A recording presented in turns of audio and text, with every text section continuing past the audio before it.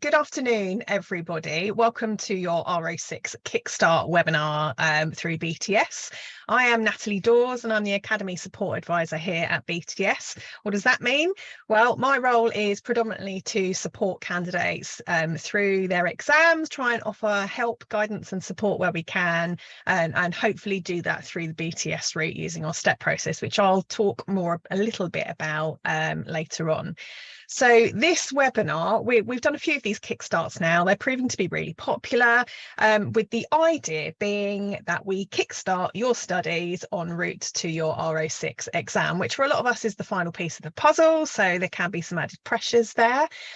Normally, we run these webinars about 8 weeks before the actual exam sitting. Now, the October exam sitting, which is the next one and the last one for this sort of 12-month period that we're in of the year of 2023, is on the 5th of October. It's a Thursday the 5th of October, and that is 11 weeks away from where we are today. So we're doing this slightly earlier than the usual 8 weeks, and the reason for that is because we've got summer ahead of us, and how many of us sometimes let the slippery slope happen. There's glorious sunshine outside, the kids are off school, loads of different reasons where sometimes we can let the exam prep slip. So thought plan here is that we kickstart you now, you get going with your prep now, and then that will see you through to success for that October sitting, if that is what you intend to do.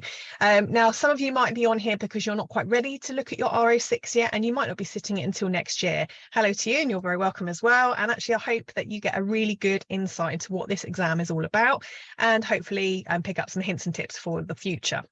So how is this webinar going to work? So let's dive into here. Perfect. So I'm going to tell you a tiny bit about BTS just in case you've not met us before. Where have you been? And then we're going to look at what the R06 exam actually looks like. Look at the pass rates and examiner feedback and think about why they might be what they are, but equally what that tends to mean for people when they're looking at studying this exam.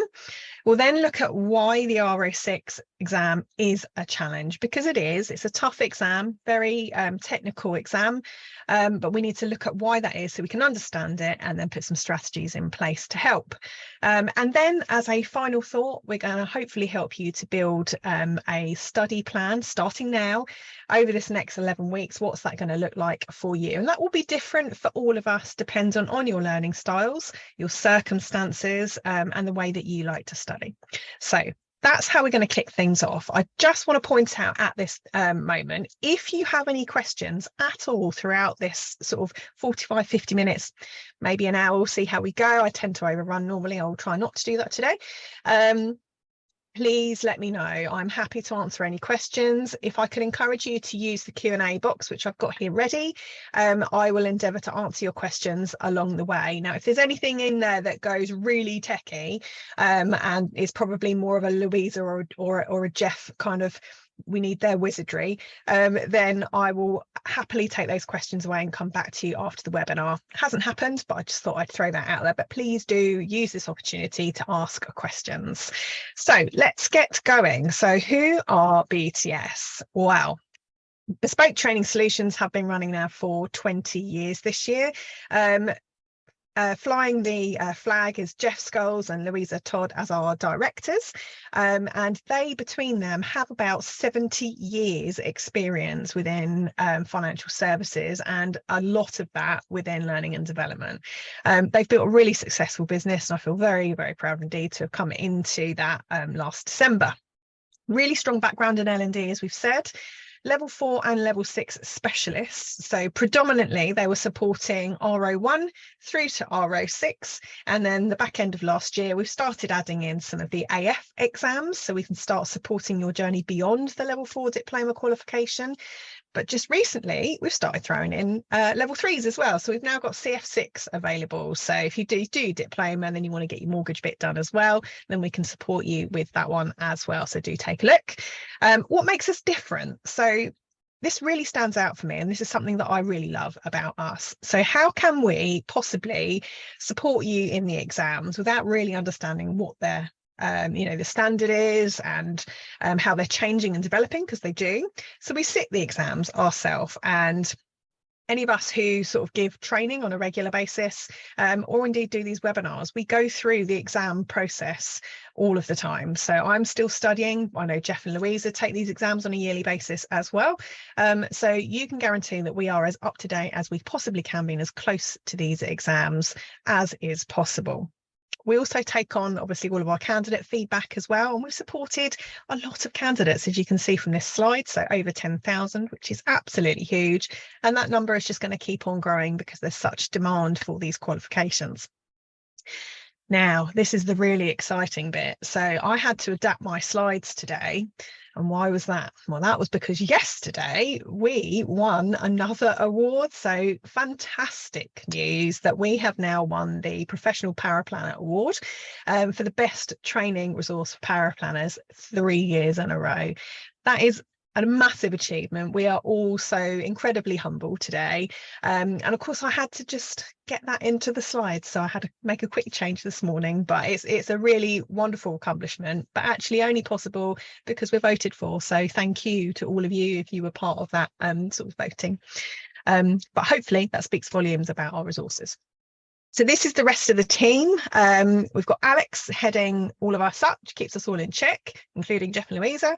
And then we've also got sort of the business support, web development, design team, admin team. We've also got, and they're not actually featured on this slide, we've also got BTS associates, and they are people who are highly knowledgeable and experienced in their particular areas of expertise, albeit some of them seem to know everything about every unit, which just fascinates me.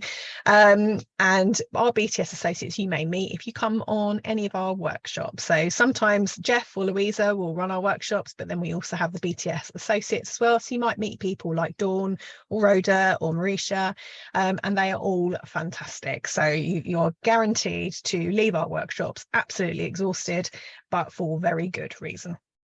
So that's the rest of the team, and I like to show that because it is far more than just one or two faces that we tend to see across social media, and actually without the wider picture of the team we couldn't do what we do, and certainly not win awards like we won yesterday. I'm very excited about it.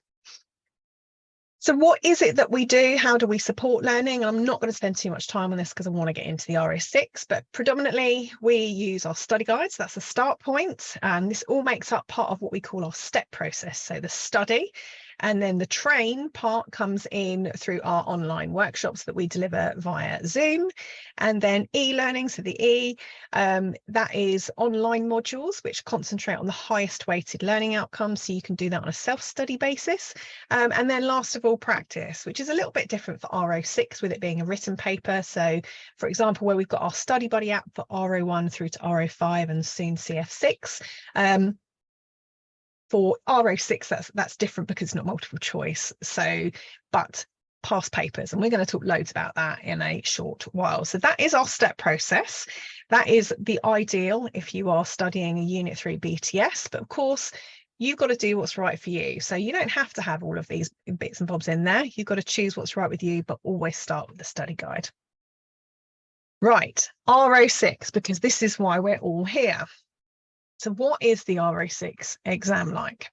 Before I go on, I just wanted to give a little bit of background as to why we are really well placed to be supporting you with this exam. And one of the main reasons is because the R06 exam has been around since around 2015-16, and BTS has actually supported every single sitting of that exam. So there's 4 exams per year, as you may know, and BTS has either sat the exam or supported candidates through it every single time. So our experience has grown over that time, and therefore our support has as well. Our pass rates are really, really high. It's really rare for a candidate not to pass first time. Having said that, that doesn't mean it doesn't happen, because it does. It's happened to me, not with R06 but with other units. So we help the candidates to deal with any deferred success situations as well. not that it is very often, as I say. We tend to get contacted by candidates who have had that position. So they've deferred their success. They've just been using CII materials a lot of the time, which are not the best, be polite. And then they come to us for a little bit more help, and then we can kind of nurture them through that and find where it's gone wrong. That's the important part. So if you have been in a position of deferred success, we need to unpick that and figure out why. Implement support that's really appropriate for you, and that's where we can really help and guide you, and hopefully things like this webinar will help to start that process for you. It's really important to have a study plan in place, and again, I've said it earlier on about the 11 weeks that we've got ahead of us. Start that process now. You know, it might seem more so when you say to yourself, oh, that's not until the autumn, if that's the way you're looking at it, it seems really far away. These next few weeks will go quickly, 100%. So utilize the time that you have got starting now. So how does R06 compare to the other units? Well, I think one of the most obvious things is that the answers are not in front of you. So when you think about R01 through to R05, you've got 4 possible answers. You've just got to choose one of them. Now, that made that sound like that was a really easy thing to do. And of course, we know that it isn't an easy thing to do. But it's a totally different thing when you're faced with a question and then blank space. And you've got to fill that blank space. And sometimes you've got to dig really deep to find the answers that you are looking for. The question itself, and we partly know this from our multiple choice exams, but the questions we have to interpret the right way. CII questions are notorious for being a little bit trickery. So you have to make sure that you're reading the question, reading it again, checking on the wording, looking for specific verbs about what it is asking you to do. And we'll talk more about this later on. The other place that candidates can tend to, I was really struggling with my words there, can tend to fall down with the question stem is dependent on the prep that's been done in the background. They might read a question, but read what they think they're being asked, i.e. the question they want to be asked. So again, it's just very, very important that you read the question properly. Good spread of answers. So that's why that middle at the bottom there visual is there. So this is about R06 showing your knowledge across R01 all the way through to R05. So you've got to think about the fact that you need a lot of different areas covered within the same exam, and there's ways that the examiner uses to be able to get that out of you.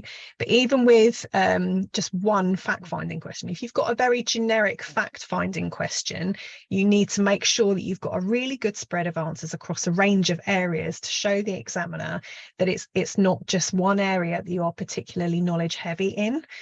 So that is really important. And then the other thing that's very, very important for an exam like this, where it's case study based, is to personalize your answers where possible. So you're going to be dealing, we'll look at this in a moment, with 2 case studies. So if a question is asking something really specific to one of them, draw back to the case studies, use their names, use the specific tax allowances that they have or the tax brackets that they fall into. Be really, really specific and personalize to them.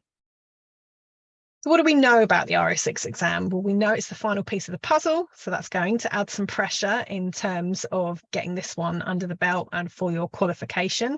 It's not very common that people tend to take R06 before other units. It does happen though, and sometimes that can be a timing thing, but in the main, it tends to be the last unit, so pressure.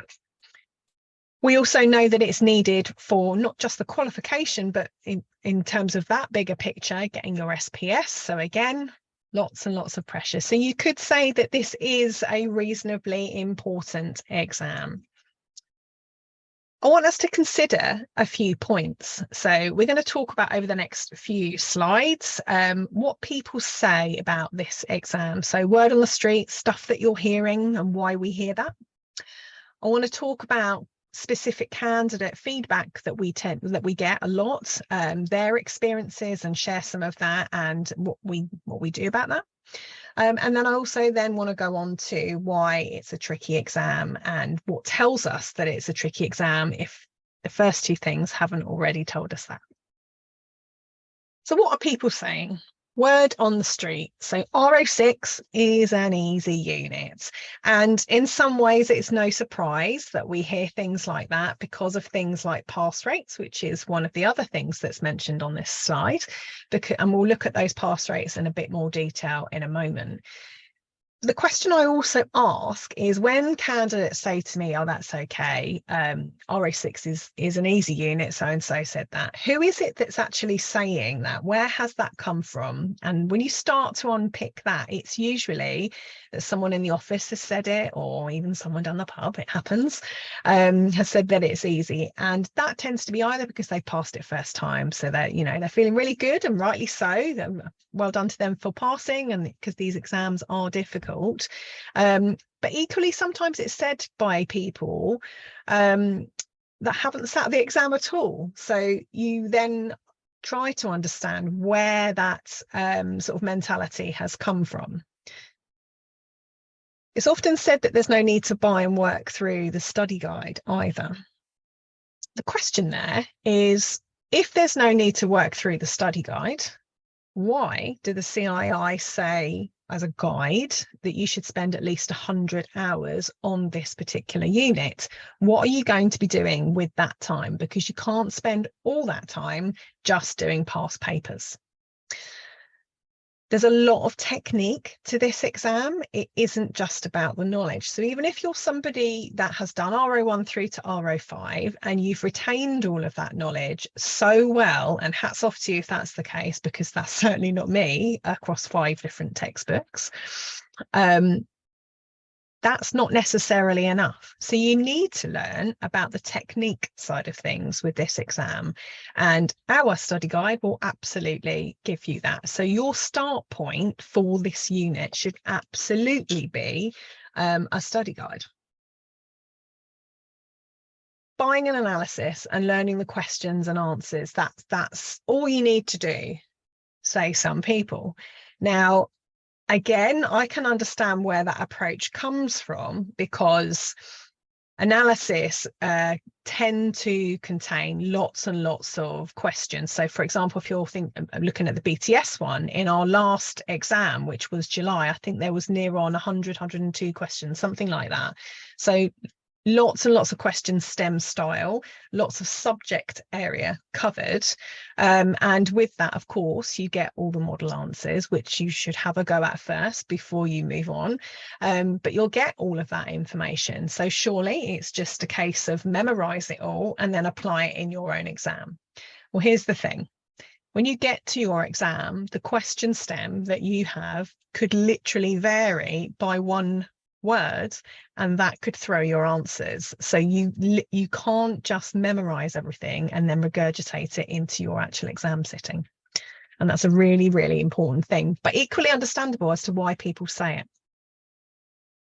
Let's look at candidate feedback. So some typical things that candidates constantly say to us, and there's a couple in here that I've had said to me specifically. So one of them, none of the questions that came up were unexpected. So that's a really positive comment, in that the candidate's reading through their questions and there wasn't anything sort of curveball wise that was in there. Might that have been a candidate that's had an analysis, so they've had lots and lots of access to specific questions that could be tested?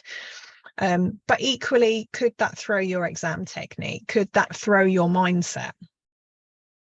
I wrote or typed loads down in my answers.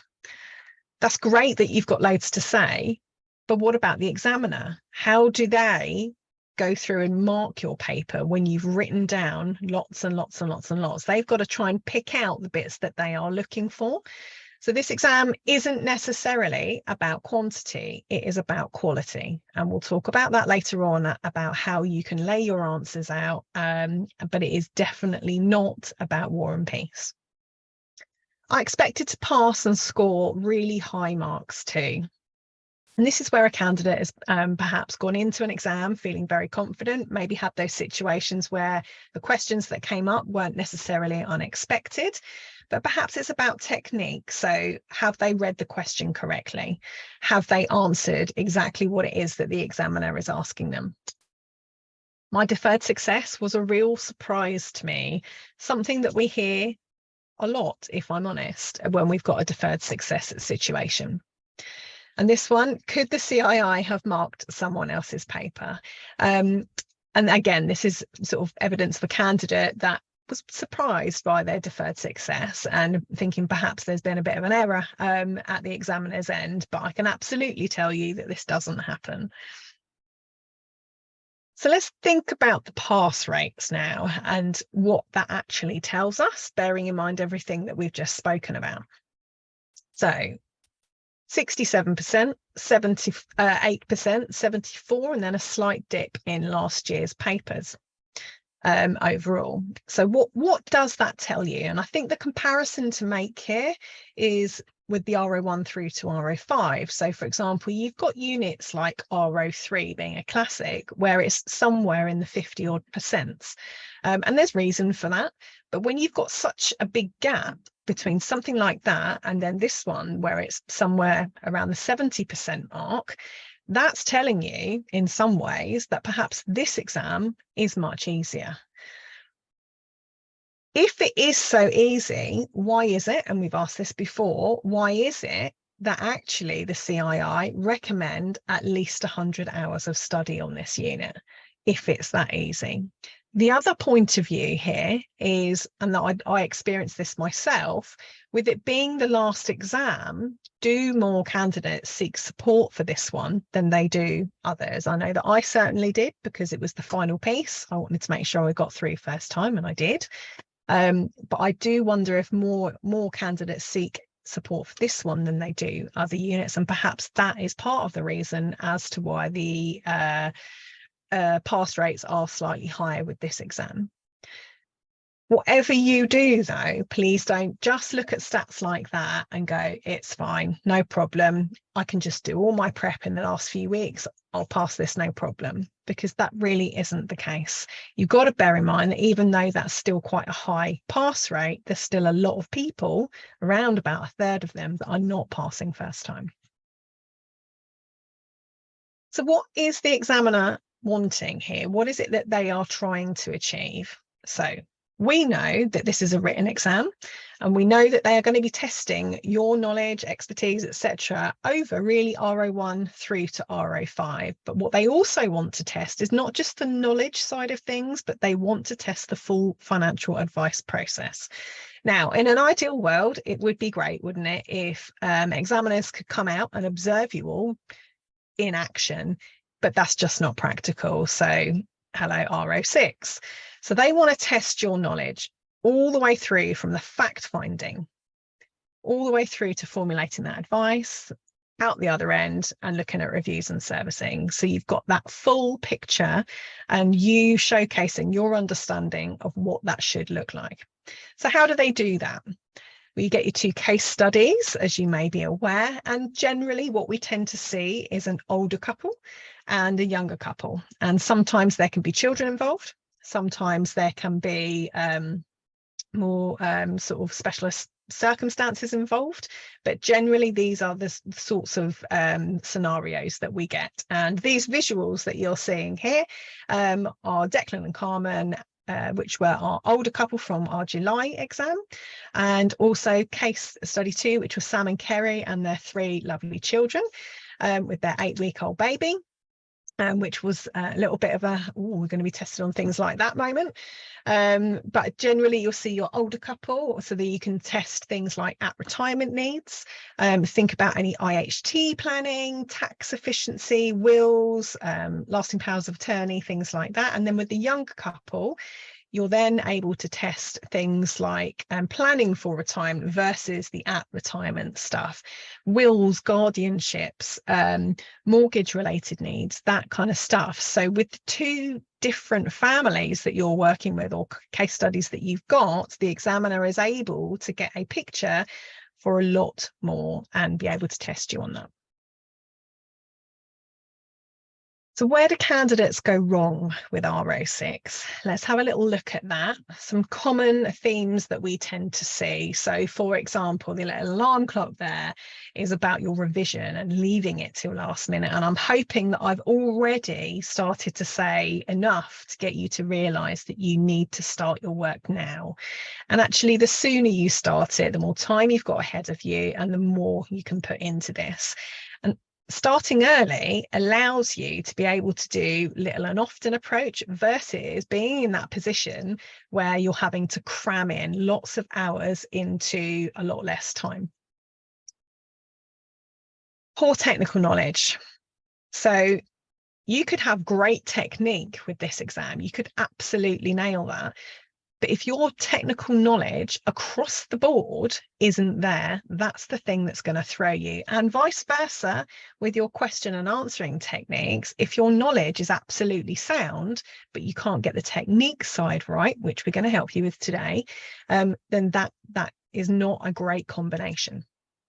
Analysis. So just relying on a case study analysis and zooming in on the case studies that you've got. So let's, for example, say that you leave everything until last minute. You go, it's fine, not going to listen to what Natalie's saying today. The last couple of weeks, those case studies are going to be released and I'm just going to get BTS analysis or wherever else. And I'm just going to use that. It won't be enough. How do you know what's going to come out in those case studies? We don't until 2.5 weeks before the exam. So start your revision now and do that via the study guide. So you'll start with bits of revision. You'll also then start applying that through question stems. So there's lots of ways that you can be spending your time before those case studies come out. And please, this is all part of the bigger picture here with me trying to encourage you to have some form of study plan. And we can help you build that as well. And I will show you that later on. So let's look at these areas in a little bit more detail. Why is it that we leave things until last minute? And it's all general day-to-day stuff. It's life, isn't it? And one of the reasons why we're doing this webinar, as we said earlier on, a little bit earlier, is because of summer coming. We tend to get busier, we go on holiday, we go out with the kids, the weather's nice, we don't want to be stuck indoors. So it's really, really easy to let that time run away with us and go and do the nice stuff versus the stuff that we know we need to do. R06 is a more difficult one to put off on the basis that it is only sat 4 times a year. So there'll be lots of you, I'm sure, that are going, right, I'm going to go for it in October because then it's done within 2023. Versus if I don't do it in October, I've got to wait until 2024. It's a psychological thing, isn't it? But if you are planning for October, you have to get your planning started now. Very easy to procrastinate, put off things, more so when there's lots of distraction. It's really easy to be listening to that office expert that we talked about earlier on that's telling you this exam is really easy. It might have been easy for them. Is it necessarily going to be easy for you? Maybe, but you're not going to know unless you go through that situation. So if you decide to take that route and say it's fine, it's easy, you could come a little bit unstuck. And of course, then you've got to wait all of the 6 weeks or so for your result, and then you'd have to wait until January to resit. Don't be that person. Get your planning in now. And as we've said, all you need to do is purchase an analysis, and I love this, and learn it parrot fashion. But we're not going to do that. I would absolutely strongly discourage you to just rely on the analysis and then the regurgitation into your exam. So we've talked a little bit about this as well. Poor knowledge. So it has to be good across the board. So if you're someone, for example, that, I don't know, works in a protection firm and that's your really level of expertise and it's something that you're exposed to every day, what about all of the other units? How up to date are you on those areas? Using myself as an example, I don't know why, but discretionary gift trusts were always my nemesis. And that was something I could never get my head around. I know about them now, and I don't think I'll ever forget about them. I actually love a DGT now. But when I was taking my exam, that was one of the things I was worried about. And it was tested. So I'm glad I did revision on that. but it was something way before the case studies came out I knew I was weak on, so I did some extra revision. And it was also one of those things that I had to revise within the 2 weeks as well when I was learning the case studies. One, because they came up in the case studies, but two, because I knew it was something I was likely to start losing momentum on in my mind, so I needed to do more on that closer to the time. And that's a judgment call you're going to need to make. So do you know right now that there are areas that you are slightly weaker on than others? Start working on those now. Poor knowledge will have an impact on you reading the question stems as well. So if there's an area that you, again, are particularly weak in and you've got questions on that, your brain will highly likely want to try and flip that question so that it is something that you are a bit more comfortable with. So the more you can get your knowledge right, the bigger impact it has in the greater scheme of things, because you will read the question stems in a much better mindset. It's about building your confidence, isn't it?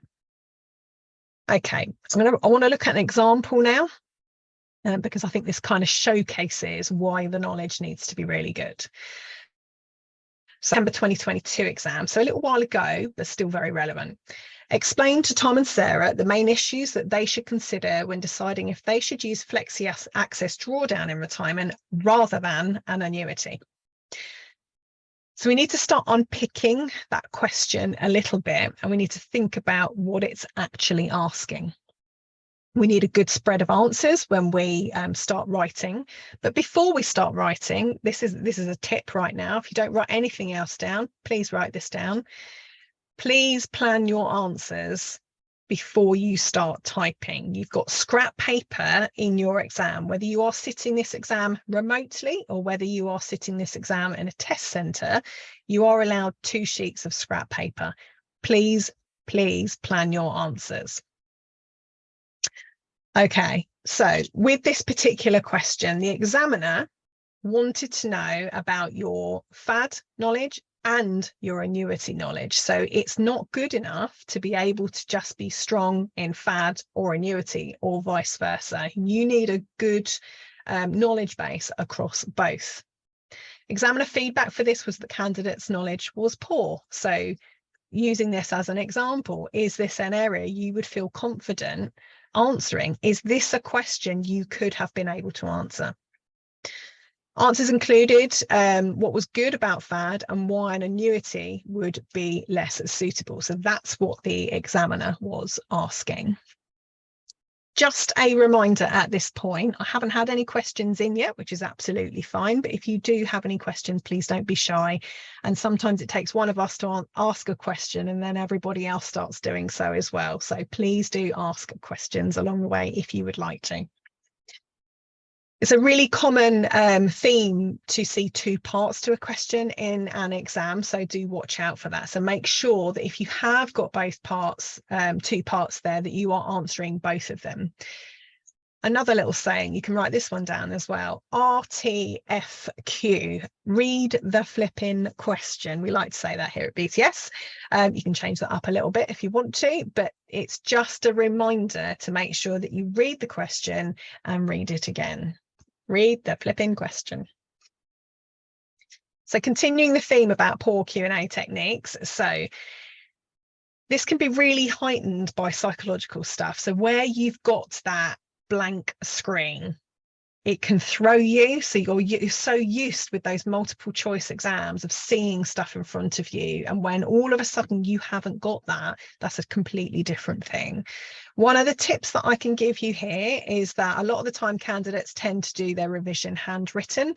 I would really encourage you, when you're practicing any exam questions or making notes, things like that, or you want to test yourself on a specific area, open up a blank Word document and use that, because that will give you a sense of what it's going to feel like in the exam.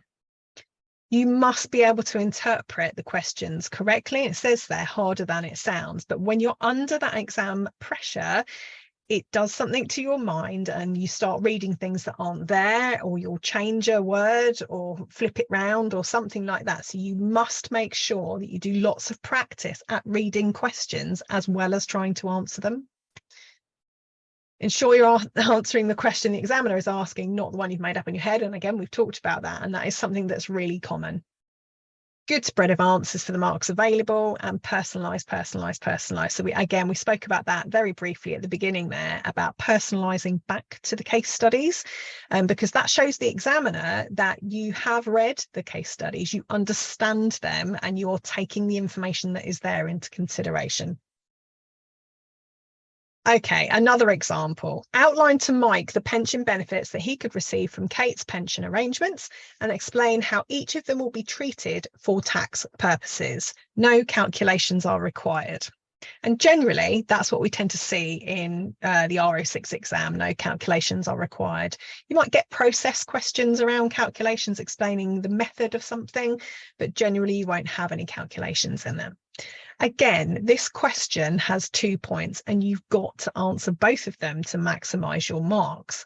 So on the basis that you've got 12 marks, you would be expected to see a benefit and then the tax treatment. And you actually can lay your answers like that out in the exam. So here's my benefit and here's my tax treatment. If you want to give them little headings, you can absolutely do that to make it really, really clear for the examiner that you are answering both parts, and of course then that you're maximising the marks. So this was looking for pension benefits and tax treatment. And we've talked about how we're going to lay that out. Okay, so I've got a question here. How many words typically for each case study answer? So I'm not sure if you're asking me about the specific questions, because that's going to be a really tricky one to answer, because it's going to depend on the question stem.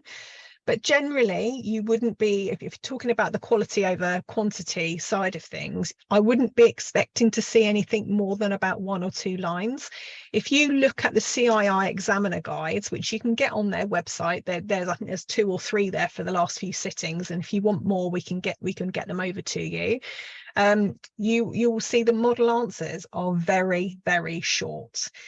The only thing I will say, and this is from experience of sitting these exams as well, is that we struggle to give answers that are that short. But what you've got to remember is, if you write too much, the examiner will be working from those model answers and trying to find that within what you've written. So try to reduce down what you're saying, keep it very short and succinct where you can. Clearly, there are going to be questions that are requiring a longer answer. So if you've got an explain question stem, something like that, that's going to be more than a 1 or 2 word answer, and you might have a couple of lines there, full sentence, whatever the case may be. I hope that answers that question. I've got another one here. The answers on the past CII papers are all bullet point answers. Is this how we should be answering? You absolutely can. It's not compulsory, but one thing I think you'll probably agree with is that where it's laid out in bullet points, it's very clear. That's 1 mark, that's 1 mark, that's 1 mark, that's 1 mark.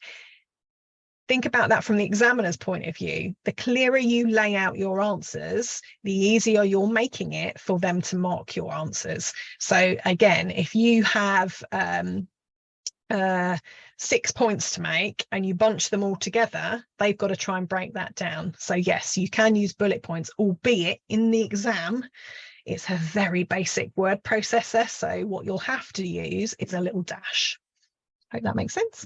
How many questions are there per case study? So generally there's around 7 questions per case study. They will vary in the amount of marks that are available, but they usually quite evenly split between the 2 case studies. So 150 marks across the paper, and then split quite evenly across. And sometimes you will find that, say you've got 7 questions, there might be more questions than that actually, because you might have a 1A and a 1B, but you're not going to know that until exam day. Okay, so going back to this, we've done that one. Another example. So, and this is kind of what we've just been talking about. So explain in detail to Jim and Carol why they might wish to purchase an annuity using some of their pension funds to meet some of their retirement income needs. And I purposely read that question out like that, because the key word in that question stem, aside from what it is you've got to do, is sum. And that was something that a lot of candidates with this particular question didn't do. Okay, so the keyword was sum.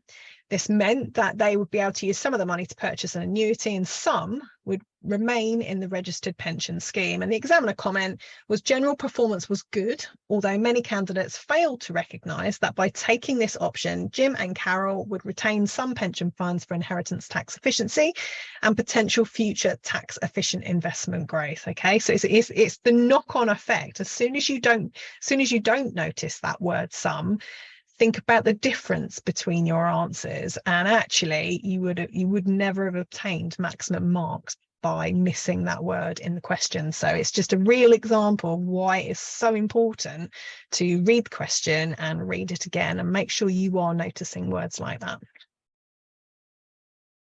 Okay, so not enough, we're calling this, and this is again talking about the case study analysis, where lots of candidates will just rely on that in that last 2.5 weeks. They won't do an awful lot of work before that, and that really doesn't work for a lot of candidates. And as much as I personally, and I know I'm biased, think that our case study analysis is fantastic, and a lot of the time the questions that come out in the actual exam are in our case study analysis, albeit maybe slightly, different in terms of their wording. We can't ever predict what is going to come out of the exam. It's very common for candidates to come out and go, well, that was the curveball. And sometimes there are things that we will miss. And that's purely because it is a huge, huge syllabus to be covered. We also don't know what perhaps the exam board's focuses are. So where they're testing some generic areas, those might be areas that might be missed. So you can't just rely on the case study analysis on its own. It's really important that you prepare beyond a case study analysis as well, because you need to be able to, as we've started to do here, practice different question styles, because there are absolute, variety of different question stems. Could be testing the same thing, but that question stem can change, and that will throw the answers that you will need to give. You mustn't just jump in when you're answering, and we talked about this earlier on about planning your answers, just as you would as, let's pretend you're dealing with real people. And that's a really important key thing that we haven't spoken about yet. Pretend you're dealing with real people here. You wouldn't have a conversation with a client and then just immediately give advice. There's a whole process to follow, a planning process. So apply that same kind of technique to your exam. We've talked lots about identifying keywords with that question we looked at before, with the word sum being a really good example of that. And the other thing to factor in here when you do come to sit your exam or your practicing papers, bank the easier marks. Let the time be your friend here rather than be against it all the time. Don't spend too long on an exam, on a particular question. So when you're working through questions and you're thinking to yourself, oh, that one's, I'm not too sure on that one, move on. Simple as that. Just as you would with a multiple choice exam, flag it, move on, come back, go and bank the easy marks first. Do you have any nice, easy acronyms that we use to answer some of the questions, such as benefits of advice or what information is needed to give advice? We've got loads of acronyms at BTS, and I'll probably get shot if I give too many away. But I'm happy to give you one because I know it's out there. But one of my favourites is pathetic wine, not just because I like a glass of wine. But pathetic wine is a really good one, and I will give you that one. Google it, you will find it. If you're having trouble, let me know, and I will give you the answers to that one. But pathetic wine is a really good one that I would write down at the very beginning of my exam. Okay. Plan. We've talked loads about this already. It is so important. So if you've got no structured plan currently, that's okay, because you're 11 weeks away and you're going to go away from this webinar and you're going to start planning. and the way to structure something here, which is a very, very important thing to do, is to think about those 100 hours. How are you going to spread them over this next, I want to say 11 weeks, but that takes you to the actual exam date. Let's bring it back a little bit so that you're giving yourself a bit of a wiggle room, and then you can have that last 2.5 weeks to focus on the actual case studies. So I would be saying to myself something like 8 weeks from now, how are you going to structure that? And what is it that you personally need to do? So are you someone that needs to brush up on your knowledge in certain areas? Are you someone that needs to just focus on the technique side of things? Or do you need to do both? And that's where you've got to break things down. Work through that study guide first, because that will really help you to do that. And it will also uncover areas where you have got weaker knowledge, and sit lots of past papers. And we'll talk about that in a bit more in a moment. At the moment, you've got the luxury of not having to cram, because you're here now and you're thinking about your prep. So you can do little and often. A little bit every day will be enough. Okay, so if you haven't already, join the BTS Careers Zone. So you can go to the main BTS website. If you haven't, you can register on there. If you are registered, get yourself logged in and then hit the blue button at the top named Careers Zone. And in there, you will find an R06 study plan. I'm talking about this before I've got to the slide, but that's okay. An R06 study plan. You've also got the R06 forum, which always goes a bit mad, getting closer to an exam sitting, but has proven to be a really good tool. So you'll be able to communicate with all of the other students that are, or some of the other students that are taking this exam with you. So you can go through this together and you can help each other explore, question styles that could come from the case studies when they're released. Revision areas, that kind of stuff. There was loads of really good conversations going on, so I would really recommend that you do that. This webinar is also being recorded, and that will be uploaded to the Career Zone, and everything that is in the Career Zone is free, so you are all welcome to use the resources in there. Work through the study guide. We've talked about that, so we'll go over that a little bit more in a moment. Practice exam questions, and again we'll cover that in a moment. And then if you can, sign up for a workshop or a case study analysis. Now, if you sign up for one of the BTS workshops, you will get the case study analysis as part of your workshop booking fee. We will work on the analysis the weekend after, or on when the case studies are released. The case studies are released on the Friday. We then, to use Louise's phrase, work like dogs from Friday, Saturday, Sunday. And the last exam sitting, we completed our case study analysis on the Sunday night, which was actually quite early, but what we say to cover a bum is that we will have that case study analysis to you by the Tuesday, giving you a full 2 weeks to be able to work on it before your exam sitting. The workshops tend to be the Monday and the Tuesday, and the Wednesday and the Thursday following the case studies being released. So you should have your analysis available to you by the time that you come on your workshop. And then that last 2.5 weeks, so those are all sort of things that you can be doing, joining the Career Zone, working through your study guide, loads of practice papers between now and when the case studies are released. So that's your 8-week, sort of 8-9 week period. And then the final 2.5 weeks is going to be all about getting to know those case studies. And I mean, really getting to know them like their family. Those are your clients that you are going to take through that advice process and out the other side. So we've talked a lot about this, but your study guide will really help you to get to grips with all the different learning outcomes, all the different question styles, because there are many. And the more you look at them, the more they won't feel unfamiliar when you're in the exam, which can also be why people say that there wasn't anything unexpected in their exam. But it's still something that you need to get on top of. How to approach each question stem as well, because your approach will be different dependent on what you are being asked. It will teach you key techniques about achieving CII answer styles, because of course we might write something down, but is that in the style that the CII are looking for? So the more practice papers, and then we'll come on to that as well in a moment, that you can do, that will help there as well. And there's also lots of useful tools and mnemonics, acronyms, etc., etc. So hopefully that will help, and I've already given you one for today. This is an essential part of the process. Please don't miss this part out. It's really not worth it. I remember when I was doing my own R06, and I was absolutely stunned at the size of the R06 textbook when it came through, but then I realised how much of that was about the technique.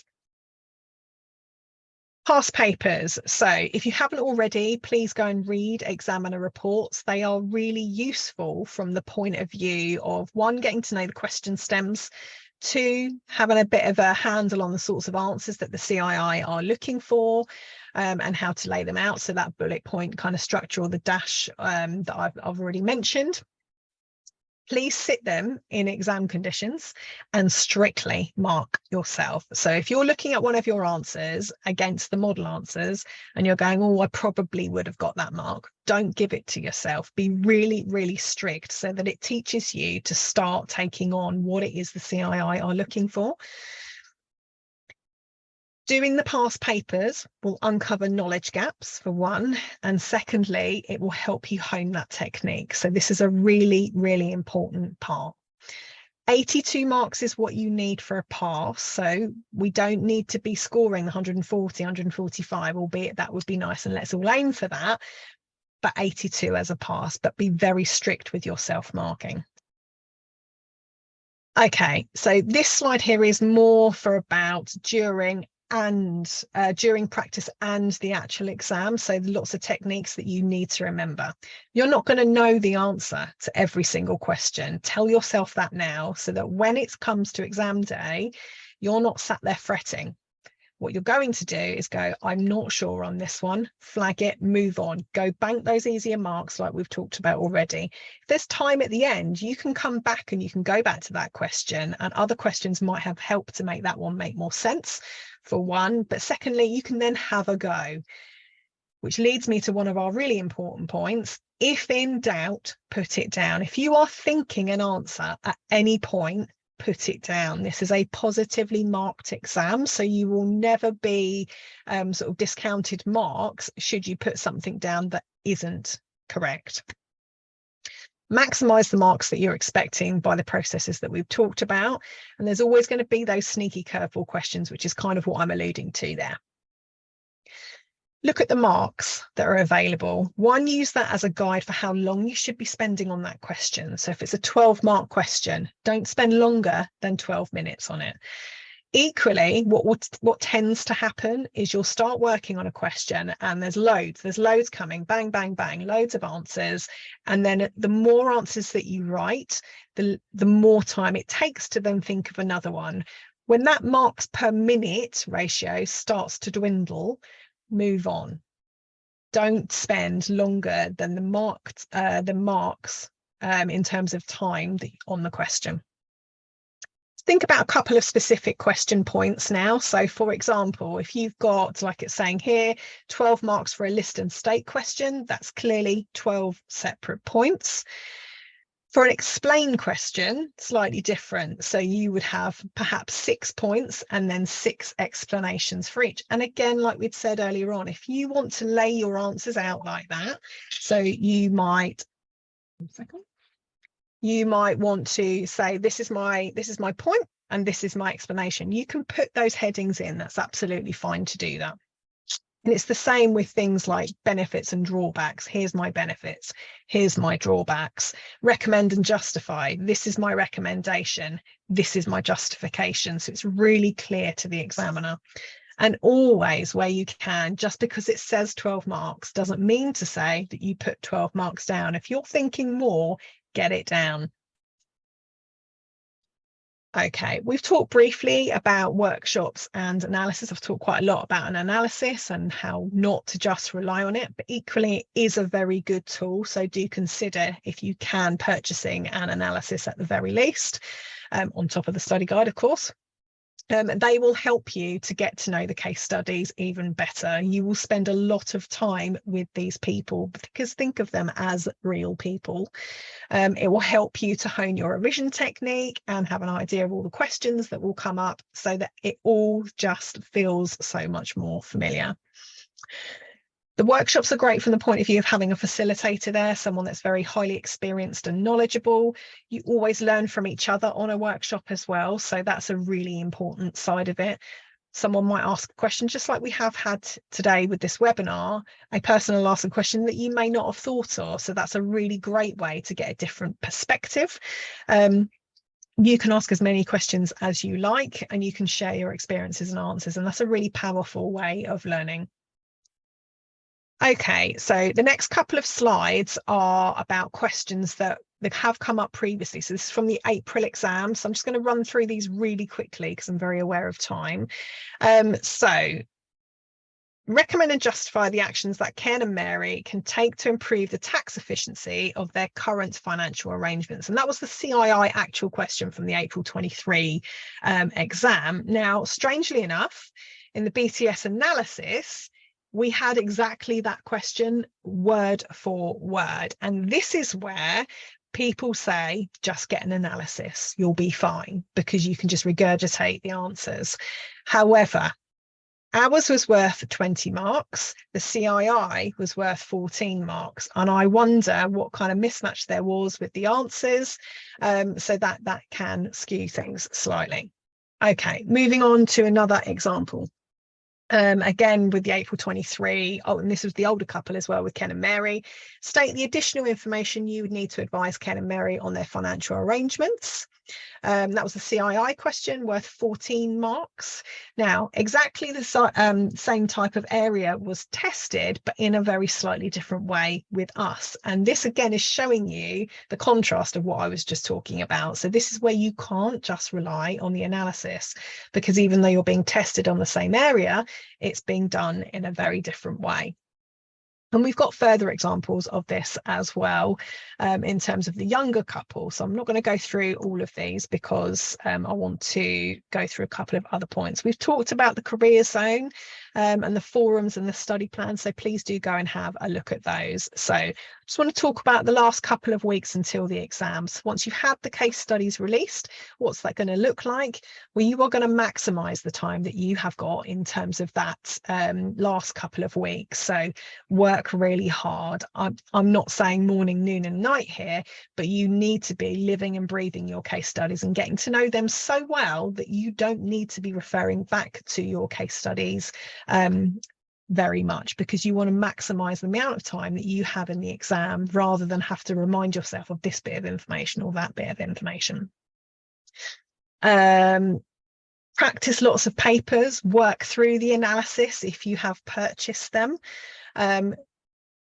Lots and lots of practice. That's what it should be about. And also about the last minute technical revision. So using the example of the DGT that I said about earlier on for my own sitting, that's when I had to remind myself about structures of DGTs and how they worked and the setup of them, etc., etc. So consider what bits from the case studies, if you're not going to buy an analysis, you need to do your own analysis of the case studies really, and what areas could you be tested on, and then go and do your revision on that where you are slightly weaker perhaps. Last thing on here, now there is one error on this slide actually, because quite recently remote sittings have become available again. So if you are looking at sitting in October or perhaps a sitting beyond that next year, you can now sit this remotely. My advice to you, if that is your preference, would be to book your exam as soon as possible. And the reason I say that is because from my understanding, they are quite limited in terms of spaces for remote sittings. So decide what's best for you and then get the exam booked. One, because you're going to commit then, and then you'll start working towards it. Mentality thing again, isn't it? But the other side to it, whether you are sitting this remotely or whether you are sitting this in a test centre, the system that you get for this exam is exactly the same. However, it is different to how a multiple choice exam looks. So if you've never done a written exam via the CII, absolutely, please do this. Go and look at the familiarization tests that you can do. I think it's for AF1, but it doesn't matter because that's the same system. And then you'll be able to see how the screens are laid out, where you put your answers in, where you find your case studies, your tax tables, stuff like that, and also how you submit, because you'll need to write your answers in and then you'll need to press save before you move on. But absolutely do that. So I have got one question here. Are there limited numbers on the intake for an R06 sitting? For example, could you miss a sitting because October was full, etc.? I might kind of just answered that then, I think. Yes, there will be, because test centre sittings are limited to space. Remote sittings are limited at the moment because they're kind of phasing it back in following some issues earlier on in the year. So yes, they could be limited. So I repeat what I said, in that get your exam booked as soon as possible if you are looking at taking it in October. Otherwise you'll have a bit of a wait. So if anybody else has any further questions, please just pop them in here. Can you move the exam if needs be? Yes, you can. I believe you need, I feel like I need to go and check this now, because it is different to multiple choice exam. Multiple choice exams, you can do it 48 hours before, but I want to say that this is by the exam booking date, which will be about a week before the exam sitting. I'm not sure who's asked that, because you've done that anonymously, but I will get a more definitive answer for you on that one, if you wouldn't mind pinging me an email. So my email address is natalie@bespoketrainingsolutions.com, and then I can send you a more bespoke answer. And actually, when I email out later on about the recording, I'll answer that on there as well. So that's that one. I hope this has been helpful. My final piece of advice, which I hope has kind of weaved its way through the whole of this webinar, is you've got 11 weeks ahead of you. Use the time wisely. So the sooner you get going on your prep for this exam, the better. I hope that we've shown you a couple of the different question stems today. I'm always happy to answer questions. So if you've got anything outside of here that you want to ask, please do email me. Stay in touch. I'm always on LinkedIn, so I'm happy to chat to any of you at any point. But beyond all of that, I wish you all the very best of luck with your exam. Go nail it in October or whenever it is that you're planning for, and keep in touch and let us know how you get on. Thank you very much. Take care. Bye-bye.